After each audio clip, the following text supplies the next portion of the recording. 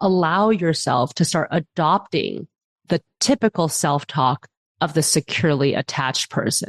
So the securely attached person doesn't just have the perfect life. That's ridiculous. No, they have problems just like everyone else, but they tend to have a healthy and stable self-concept, and they're more confident to navigate life's challenges. Hello, everyone. This is Kathy Caprino, and welcome to my podcast, Finding Brave. I've created this show for everyone who longs to create something bold and brave in their life, to rise up, speak up, and stand up for who they are, and to reach their highest and biggest visions. Each week, I'll be speaking with inspiring guests from all walks of business, leadership, entertainment, the creative arts, and the entrepreneurial world. And they'll be sharing their intimate stories of finding brave and offer their best strategies for building your most rewarding, joyful, and meaningful life, business, and career. Hey folks, Kathy here. Are you ready to elevate your career to new heights? Join me as I guide you through proven steps and strategies to unlock your fullest career potential. And for a limited time only, take advantage of my exclusive 25% discount off both my 6-session private career and leadership breakthrough coaching program and my Most Powerful You video training program that helps you address and close the 7 most damaging power and confidence gaps that negatively impact a staggering 98% of professional women today, keeping them from the success and reward they deserve. And you can participate in both of these programs from the comfort of your own home at your own pace. Transform your career trajectory now and become the leader you dream to be. Go ahead, grab the 25% discount and let's work together to help you build a much brighter future. See the show notes below for details, discount code, and the links to register. I can't wait to work with you. Hello, everybody. Welcome to another episode of Finding Brave. Kathy Caprino here. I feel like it's been quite a long time since I've actually engaged with you. It hasn't, but I think that's what time is doing. It's like taffy these days for me anyway. And I'm so excited to have our very, very special guest, Dr. Judy Ho, with us today from Los Angeles. Judy, thank you for taking the time in between parenting, launching your book, your practice. Thank you for being here. I'm so, so grateful and excited. Oh, Kathy, it's great for me to be with you. I love your work. Thank you so much for supporting, especially women, careers, helping us be better leaders. I just think that it would be so helpful if there was more of that type of confidence building and skills building earlier on for so many of the women I mentor as a professor, just seeing how much of a need there is for that path. Thank you for saying that. And it's right back at you in terms of what you're doing, which we're going to dive in on. So we are talking about Judy's new book, which, some of you know, I was a former therapist, marriage and family therapist, very different from what Judy does. But when I saw the notice of your book and delved in, I thought everyone needs this book because per your statistics, 75% have an insecure attachment or attachment issues that affect their life. So we are going to dive in about, I'm calling this the new rules of attachment this episode, what to know and do to help heal your life.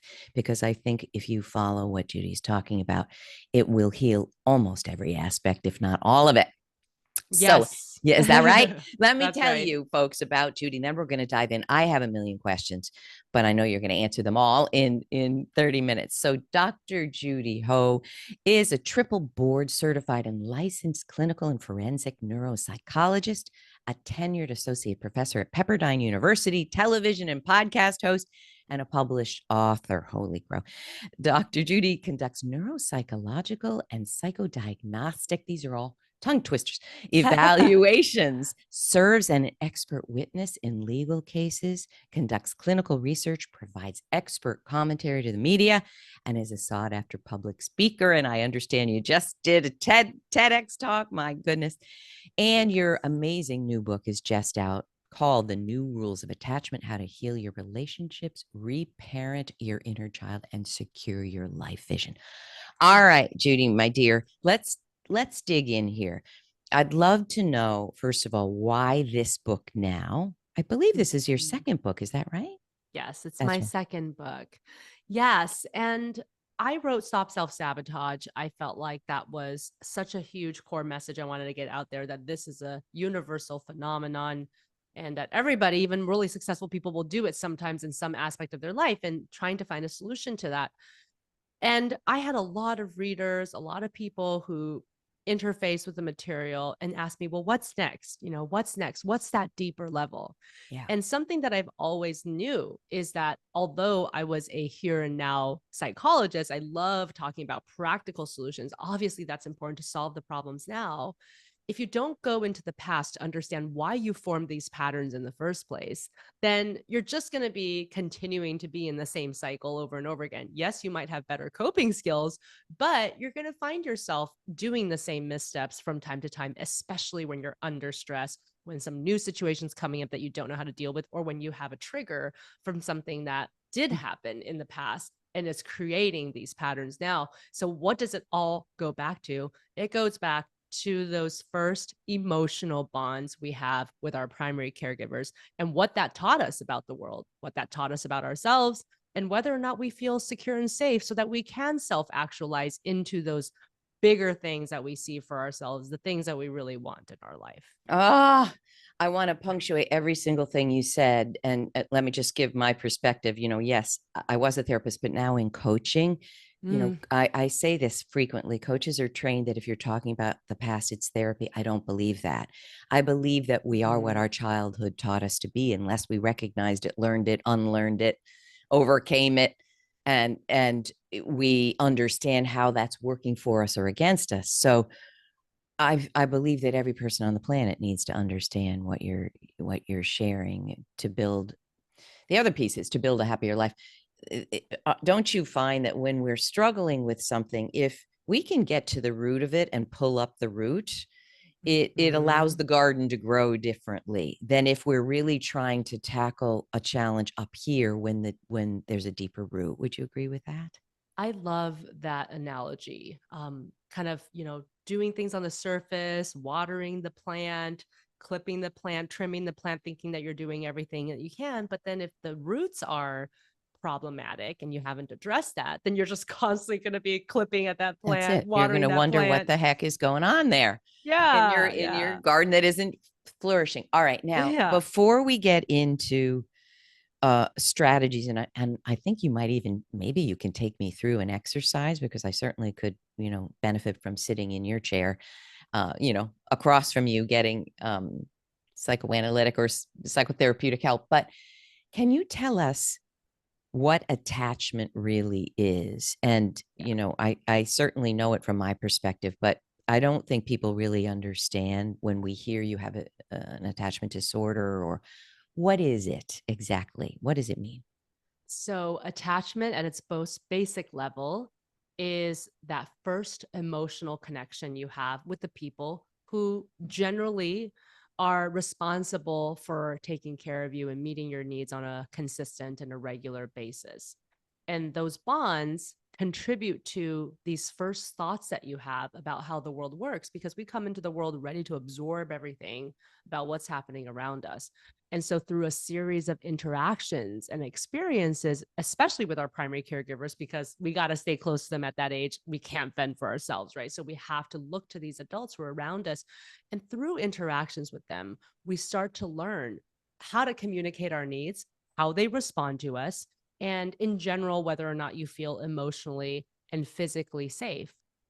Experiences that are repeated over time, that are reinforced over time, create emotional imprints Mm. that then go into the development of your core beliefs. So these are ideas that are generalized, that you apply to all different situations, even as you grow up, even when your circumstances have changed, because it came at a time when imprinting was so crucial. And so these things stick with us, they're more tacky.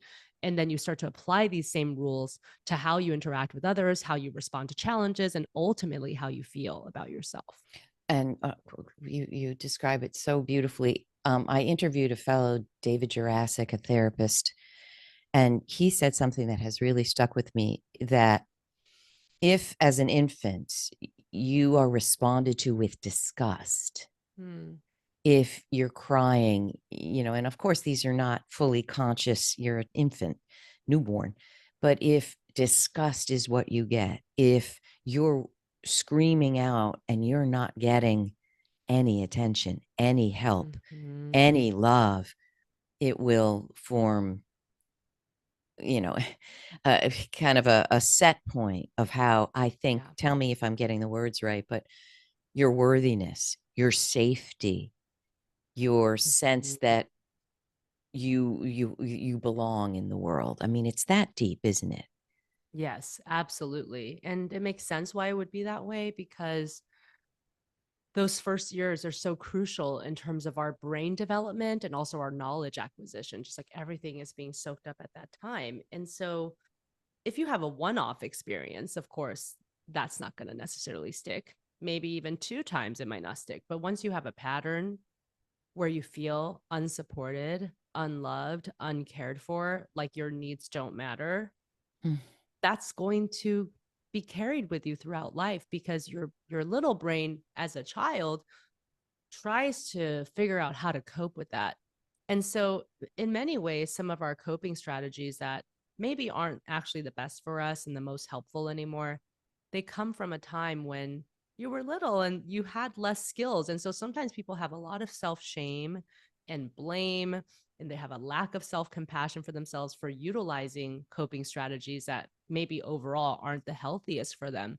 But you have to remember that a lot of those came from a time where you were a 3-year-old and you're thinking, how does a 3-year-old cope when they feel like they don't matter in this world? Right. Oh, So, gosh, how important. Thank you for giving that kind of foundational understanding. Now, 75% of the population, fill in the blank there, is what? Has an attachment style that is not serving them? Is that what you're finding? So the research suggests that about 75% of people have some form of insecure attachment. And I would say that those are only the people who are being honest about it. There may be some people who are saying, I have secure attachment, and really they don't. But I would also say that sometimes people think attachment is something that if they're insecurely attached, that might affect every single aspect of their life. That can be true, but you could also be that person who insecure attachment only affects your work and your romantic relationships, but otherwise not really. Otherwise you behave like a securely attached person.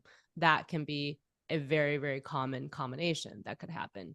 I also think that there are some people who might be afraid to admit that they have attachment difficulties, because it just is such a deep wound that by acknowledging it, you're kind of saying, okay, you're giving, maybe people think that you're giving power to it, but you're not. By acknowledging it, that's when you can address the problem.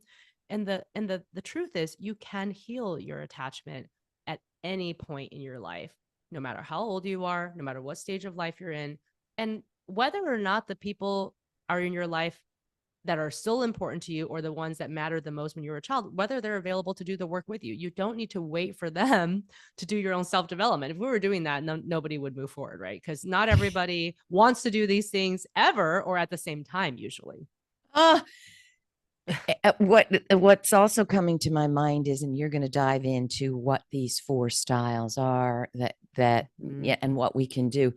And tell me if I'm on the right track. My work is also seeing where we're breaking down and how we can execute what we want, our visions, our goals, our loving relationships. And a lot of that is boundaries, people pleasing, insecurity, overdoing. I call it perfectionistic over functioning, all of which in spades. So would you agree with this statement? I don't think people know what attachment is. I don't think we use that terminology, that I have healthy attachment. I think they don't even recognize, typically. I didn't. I mean, I had everything we're about to talk about, I think. And it's interesting that you say, like, I felt very secure as a mom, as a family person. It was in my work environment as a director and a vice president. It all kind of fell apart. I was successful, but insecure. But what I'm saying here is, I think that we're in the water and we don't see it, that we're insecure, we're frightened, we don't believe in ourselves, we have imposter syndrome. So isn't it hard for people to really recognize, wow, this all stems from an attachment problem and insecurity? Would you agree with that? I definitely agree. And I think that it's because most of us, and it makes sense, especially goal oriented people, they want to move forward, right? They're saying, okay, well, some terrible things happened to me in my childhood, or some things that I prefer not, not to have happened. But this is me now. I want to know what I can do to secure my future, to better my future. So you can understand why sometimes people would have a little bit of a resistance to having to go back in the past a little bit. But I think the goal and the reward, though, is if you're willing to do that and take a look, then you're dealing with those roots, as you just mentioned, Kathy. You're dealing with the roots so that then you're not going to just be trying to bandage something every time it comes up. You're going to just have those things come up less, or maybe not come up at all.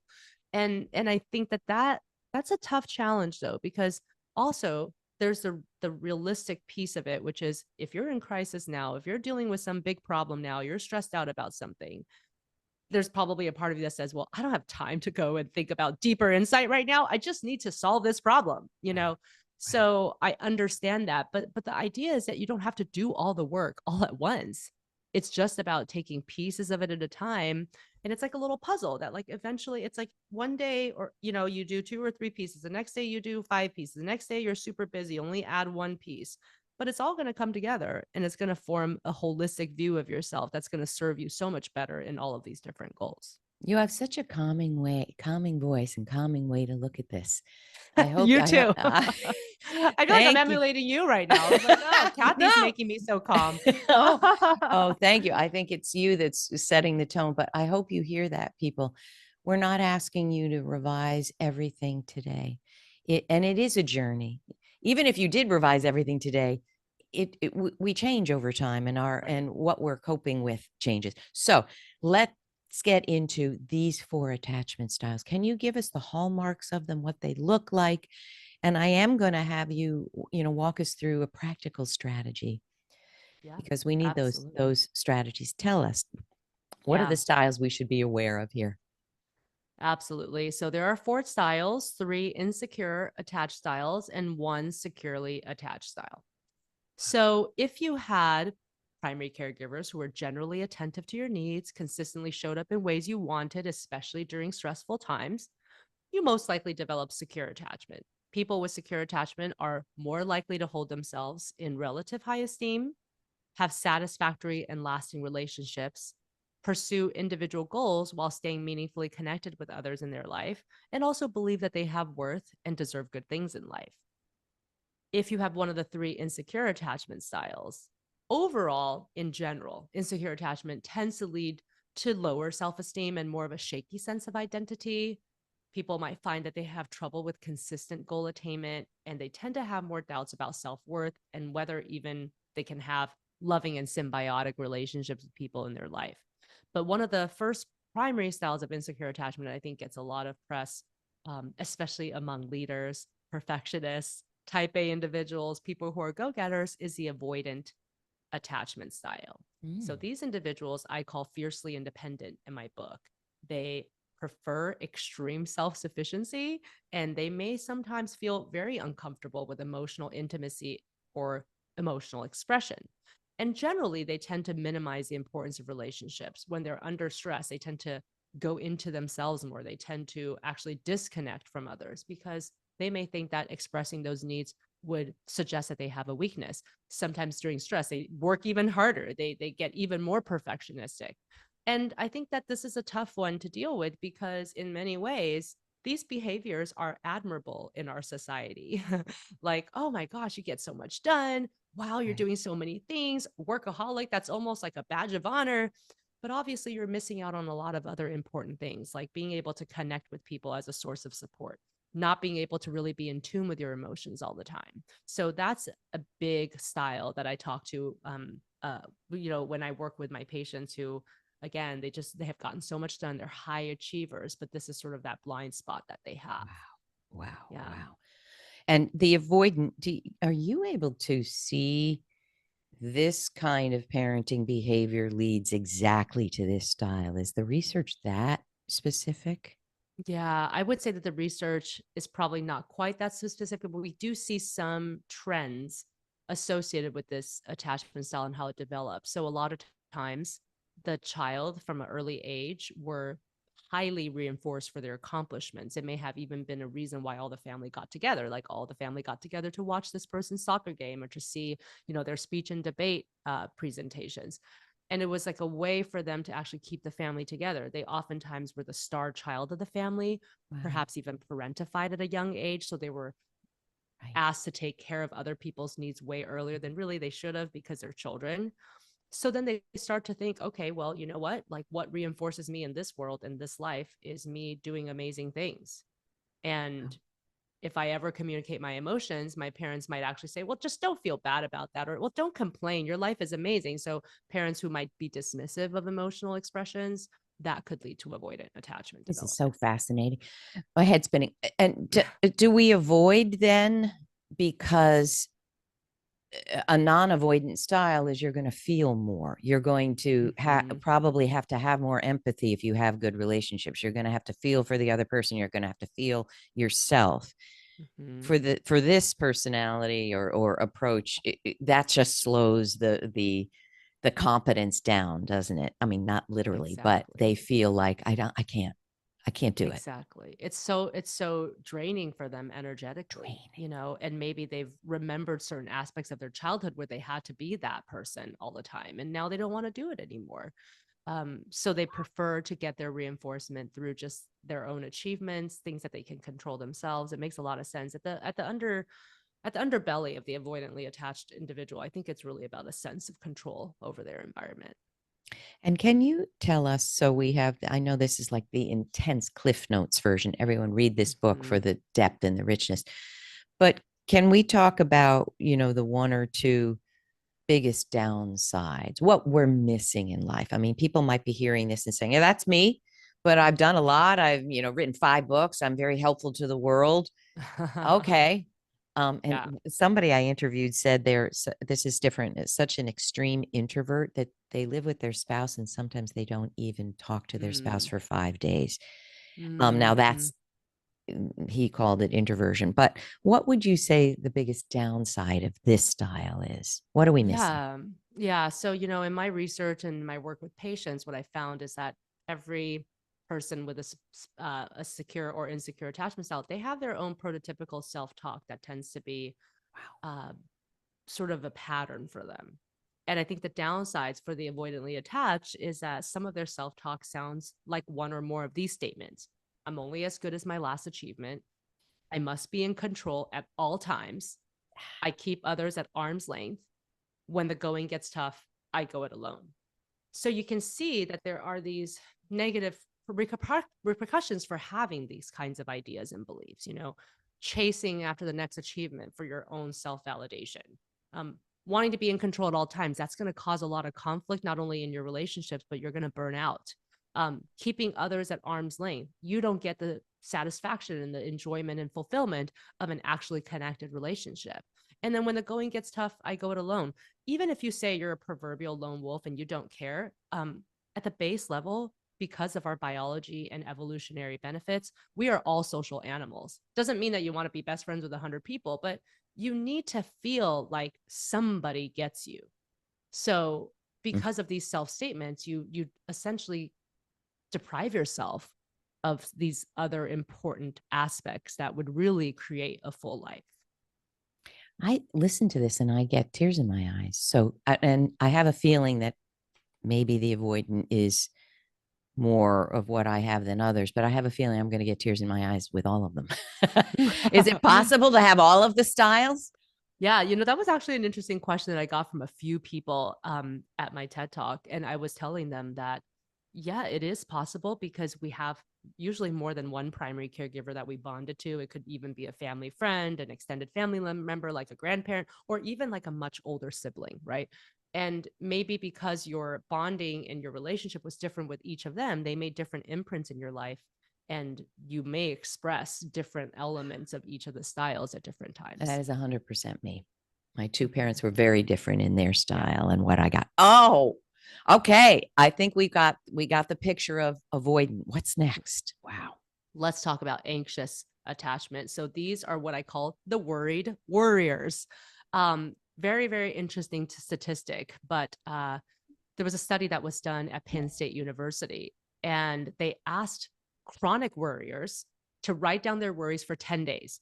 Then they asked them to review their list of worries every evening for a month to see if any of them came true.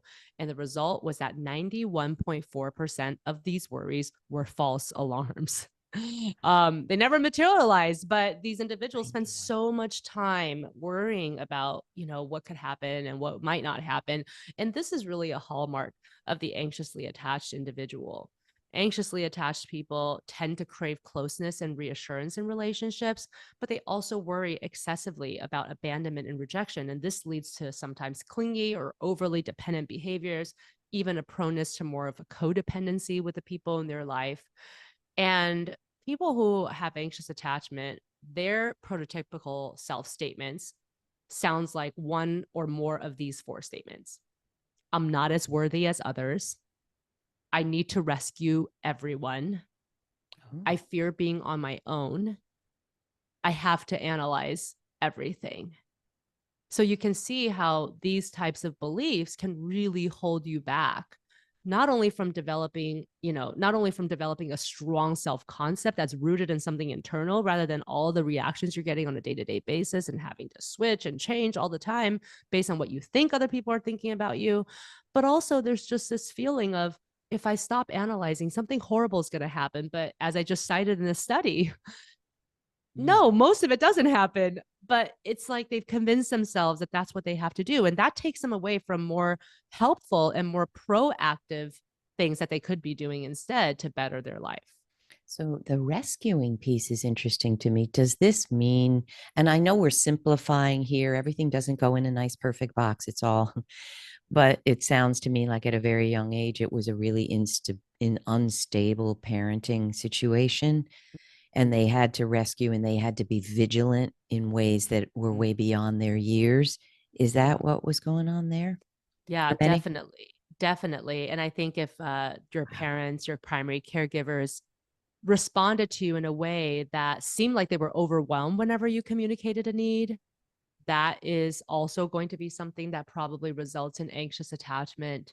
As you mentioned, parents who might be inconsistent, showed up in unhelpful ways. Maybe you really just needed a hug and they're like, well, I don't have time for a hug right now. I'm too upset, so then it makes it feel like what you can get is predicated on what other people are feeling. So then you start to put their needs first. And that's a big foundation of what develops anxious attachment. Holy crow. I got to read every word of this book again.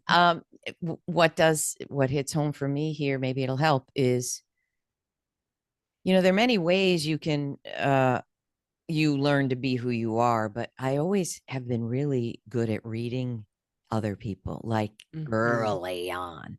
And I think it was part of the statement you just made. I could sense in a minute when what I needed was overwhelming to one of my parents.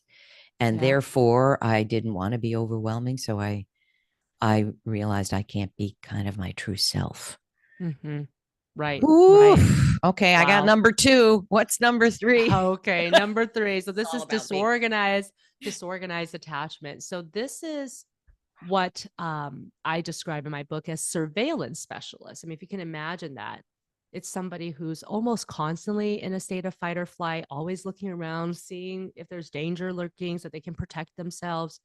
And so as a result, they have struggles regulating their emotions. And they might then unconsciously replicate some of the chaos they often experience as children if you develop this type. And the operating system, that the self-talk of these individuals typically includes one of these statements, or maybe more than one. I deserve to suffer. I hate you. Don't leave me. I can't control my emotions. And my life is in constant chaos. Does I know a few people, a few clients, others who've had really serious physical and emotional abuse as children. Are there any attachment disorders that show up more in those situations? Yeah. So disorganized attachment is the one most associated with some type of trauma or abuse in childhood. The trauma and the abuse could have come from your parents, for example, parents who were abusive in different ways, but it could also come from experiencing near death experiences with one of your parents. I've seen this style develop when a parent had a very severe and chronic illness so that they just weren't available because of their Available. medical concerns. Um, this can also happen if somebody outside of the family hurts you. You know, it's terrible that we, see a bit more of that, I think, now than we ever did. But, sadly, like school teachers and coaches who are abusive with students. And so even though the trauma didn't happen in the home, of Mm. course, as a child, you're still feeling like, well, nobody was there to protect me. Right. And that changes your relationship with your primary caregivers. I hear that a lot from my patients where maybe they did experience abuse from another adult in their life. And it just consequently changed their whole relationship with their parent, whether that's okay or not, whether that they deserve that or not. It's like, well, now I just don't trust anybody, including my own parents, because in their own child mind, they're thinking, well, why did my parents not protect me from this? I've talked to quite a number of people who've been assaulted, violated by their religious figures, and their parents Mhm. didn't believe them, didn't Mhm. want to believe them. That's Yes. going to shatter Yes. every darn aspect of hope and trust that you have, if your own parents aren't going to Right. believe you. It's so sad. Right. Wow. Holy crow. All right. Number 4. Did we talk about a secure attachment? Did we talk about that yet? Yeah. So we haven't talked about the self statements of the securely attached. And I think this is one of those things where, kind of connecting to something that you can start to do today is really starting to allow yourself to start adopting the typical self talk of the securely attached person. So Love the it. securely attached person doesn't just have like the perfect life. That's ridiculous. No, they have problems just like everyone else, but they tend to have a healthy and stable self concept. And they're more confident to navigate life's challenges. And when they're going through challenging times, they still feel like they can get through it and they feel like they can still connect with others. And that's really the goal. Mm. So I would like to challenge you all to select one of these 4 statements as your affirmation today. You should write this down, post it in a visible place, look in the mirror and say it to yourself while visualizing embodying these qualities. So I believe in and like myself. I can handle what comes my way. I can affect positive outcomes in my life. I can be independent and rely on others too. I just feel very calm when I hear those. Mm-hmm. They're laden with many ripples of self advocacy, self love, self agency, that despite this very scary world, I have what it takes to cope. Mm-hmm. And if I don't have what it takes, I'll go get help to have what it takes. I mean, wow, they're very simple, but very powerful. I love them. I love them. Now, I'm aware of our time. We only have a few more minutes. Having been a marriage and family therapist, it was a lot about what the parents were bringing, and they were bringing in their children, saying, he's the problem, she's the Mm-hmm. problem. And Mm-hmm. just like you, we look at the system. Not Yeah. one individual is the problem. The system is creating or sustaining or exacerbating, right? Right.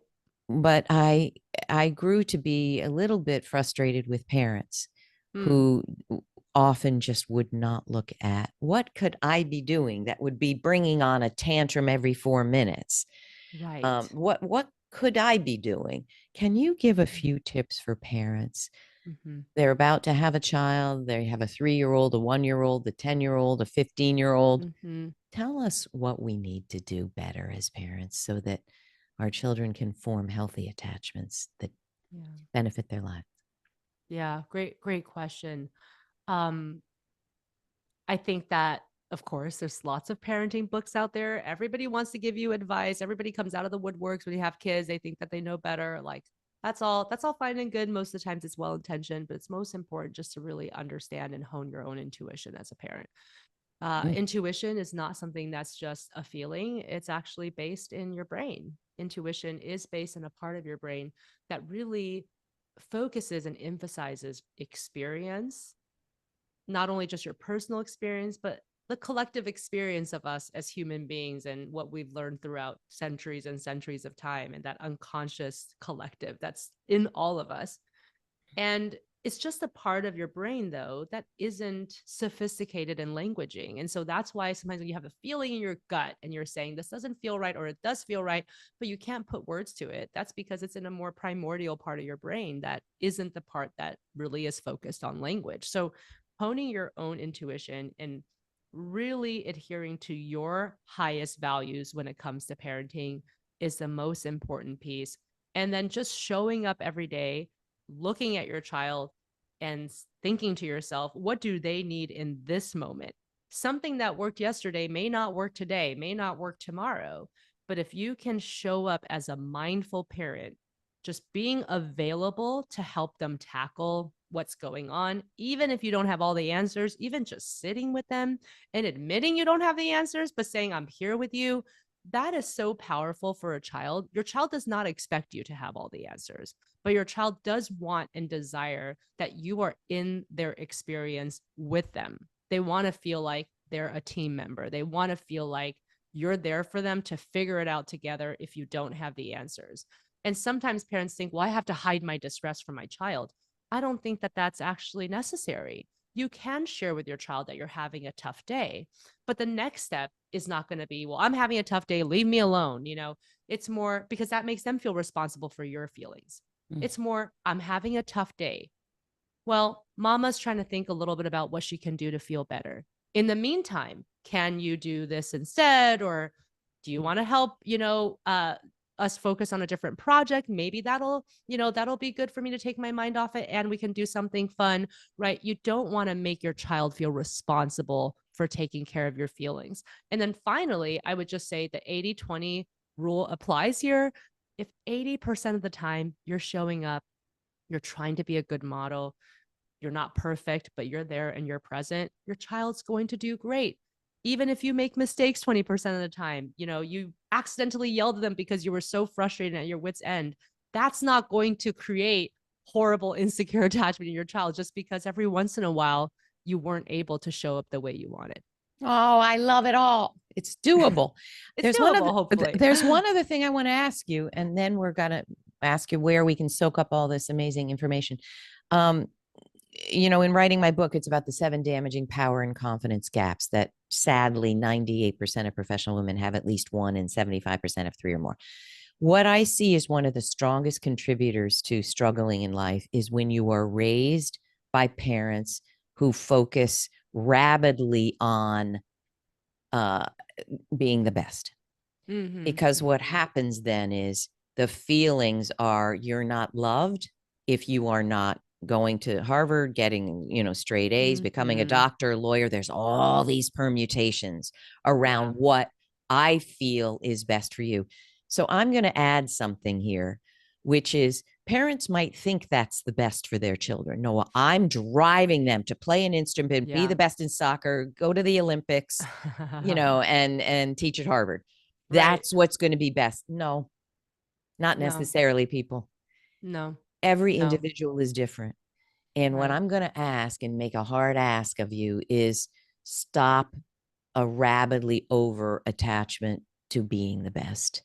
Mm-hmm. And think about what your child is and needs.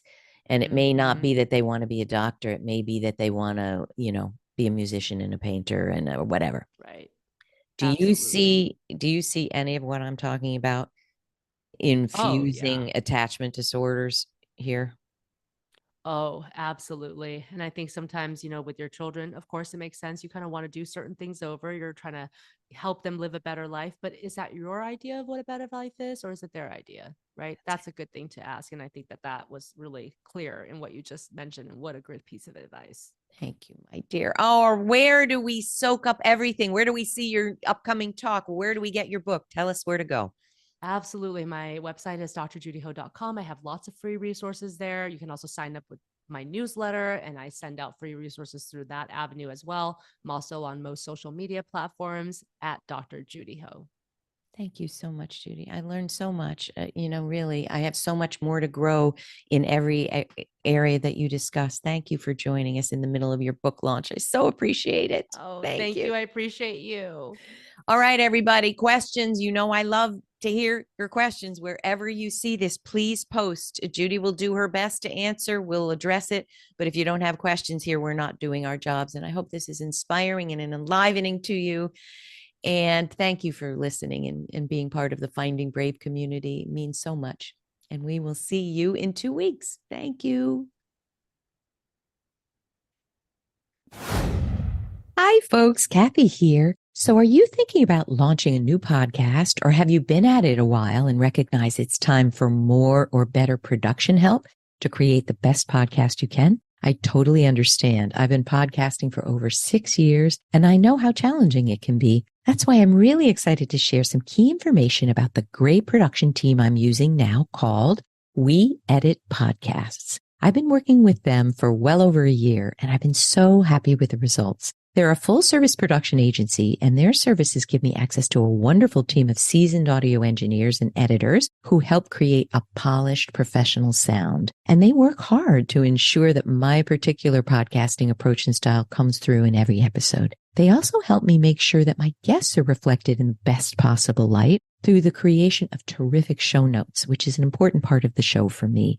Their process is easy and streamlined, and their responsiveness and customer service is terrific too. If you're ready for better production help, definitely check them out and take advantage of their free trial episode, allowing you to sample their process and quality to see if it's a great fit for you. I'm confident you'll love them. Just go to the link weeditpodcasts.com/findingbrave. That's my special link for you, and book your free call today. Happy podcasting. Thanks so much for joining us today. And please don't forget to check out findingbrave.org for more programs, resources, and tips. And tune in next time for your weekly dose of Finding Brave.